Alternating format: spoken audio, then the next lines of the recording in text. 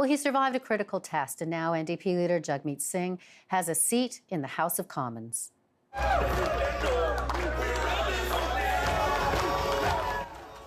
A celebration last night after Singh was victorious in the Burnaby South by-election. He won with 38% of the vote. Now he can finally have a voice in question period, which is much needed visibility headed into a federal election this fall. NDP leader Jagmeet Singh joins me now from Vancouver. Hello and congratulations to you. Hi there, and thank you very much. You're welcome. This wasn't a slam dunk for you from the outset. Hard-fought victory. How do you take full advantage now of having a seat in the House of Commons and raise your public profile? Well, I'm going to take the opportunity to call out this Liberal government in Ottawa on their failed promises and the fact that they committed a lot to making life better for Canadians, but they haven't really delivered. And from speaking to Canadians across this country and speaking with thousands of people in Burnaby South, it's clear to me that people are worried about housing. They're worried about the cost of living and the cost of medication, and they want to see us transform to a green economy where we invest in great technology to create good jobs, as well as reducing our emissions. I'm going to put pressure on this government to deliver on those important things. And what about the loss in Outremont? How big a loss is that? Tom Mulcair's former riding, of course, some of the support going to the Liberals potentially, some of it going to the Green Party. How big a loss is that for the NDP? Well, we always knew that Outremont was going to be a difficult seat, but what we did see is significant support for the NDP, and that shows that we've got a lot to work with and a lot to build on.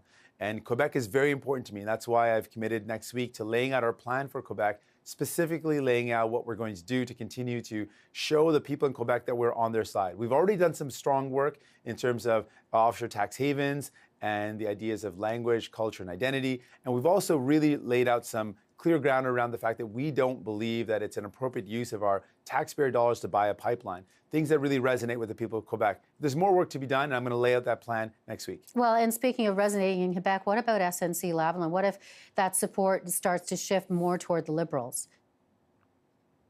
Well, what we're seeing is with Canadians and Quebecers, they're all alike in thinking that we should have a government that's based on the best priorities and best interests of people. It shouldn't be the case that if you're a powerful, wealthy company, you can just call up the Prime Minister and ask to have laws changed to get you off the hook.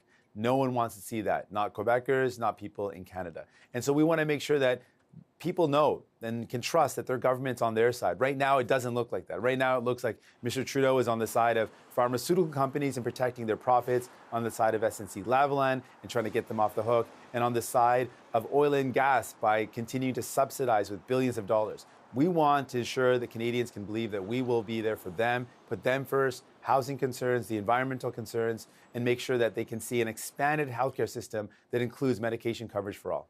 Mr. Singh, let me ask you about the past 15 months, because there has been significant criticism about your leadership. The NDP has struggled in terms of the polls and in finances and fundraising. What have you learned in the past year and a half in terms of your leadership that will move you forward in the 8 months before the election? Well, what I've seen is that there is a lot of frustration and disappointment, and it's really our job to make sure we hear those folks. We listen to the people that are frustrated and that are struggling, and that we provide some real hope and options for them. And that's why I've really focused in on housing as one of those things that really speaks to so many Canadians. It's a Burnaby South issue, but it's really a national issue.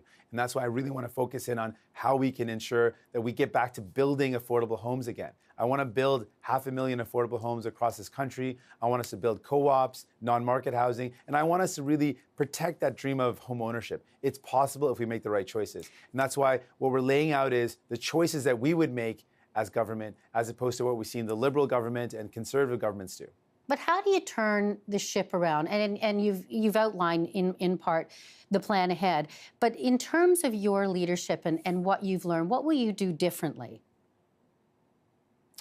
Well, again, the focus for me is on what we can do for people. And so what I have to do as leader is make sure I use all opportunities possible to outline what's at stake for folks. They've got choices to make in the next 8 months. And it's my job in the next 8 months to ensure that people know we've got on one side Conservatives that will tell you that it's up to you to go it alone, that the housing crisis is not the federal government's responsibility, nor will they look to fix it. The Conservatives are going to say that. The Liberals are going to say, we're doing enough. We're doing what's needed, and things are fine the way they are.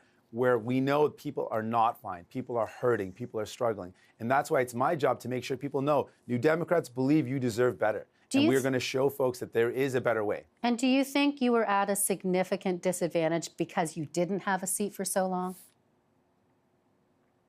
Well, I think that I look forward and say that I've got a seat now in the House, and I'm going to make sure I use that. I'm honored that I had the time to be able to speak with Canadians and tour the country and spend time with folks who are sharing their stories with me. And now I've got an opportunity to take all that I've learned over the past year and a half and what I've learned during this campaign and put that to use in Ottawa and push this government to do what's right for people. Okay, before we let you go, let me ask you about Jody Wilson-Raybould's. Well, she's now been invited, as you know, to speak. She hasn't accepted yet, but if she does speak, we know that she's had the client-attorney privilege waived by the Prime Minister. What are you going to be watching for? Well, this SNC-Lavalin scandal is really at the heart of the question of whose side is this Liberal government on. It really speaks to that question. It shows that at a time when families are struggling and when they need help, this government in Ottawa has been more focused on helping out their well-connected, powerful friends. Friends, mind you, that have donated illegally, massively to the Liberal Party. And that's been their focus. That's been their attention. I hope that Ms. Wilson-Raybould will be able to show her side and be able to tell her story. But really, I want to focus in on how this is an example of how the Liberal government and Mr. Trudeau are more interested in helping their well-connected, powerful friends than helping Canadians who really need the support and help. Mr. Singh, we will now be watching you in the House of Commons. Thank you very much. Congratulations once again. Thank you very much.